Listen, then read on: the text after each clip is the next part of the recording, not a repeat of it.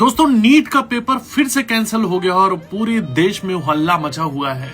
बच्चे चिल्ला रहे हैं कि यार हमने 1.5 साल 2 साल मेहनत करी है, फिर से नीट का पेपर कैंसिल क्यों हो गया, वेस्ट हो गया हमारा टाइम। और मीडिया में सारी बातें चल रही हैं।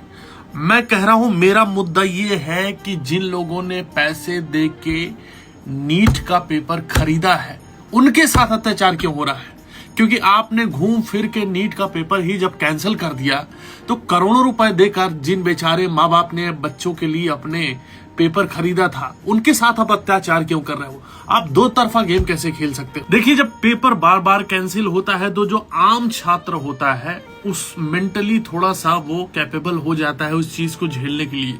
उसको पता है कि इस साल हो गया तो अगले साल भी कैंसिल हो सकता है, तो मेरी पढ़ाई वेस्ट जा रही है, फिर से पढ़ लूंगा।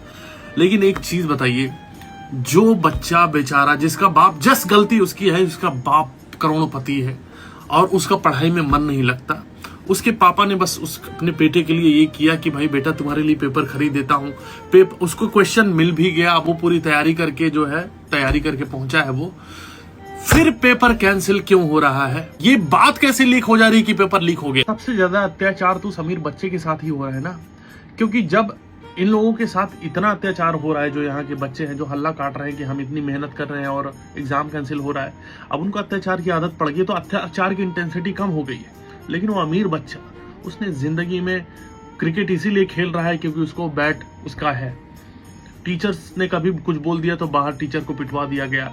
उस बच्चे का भविष्य क्या होगा।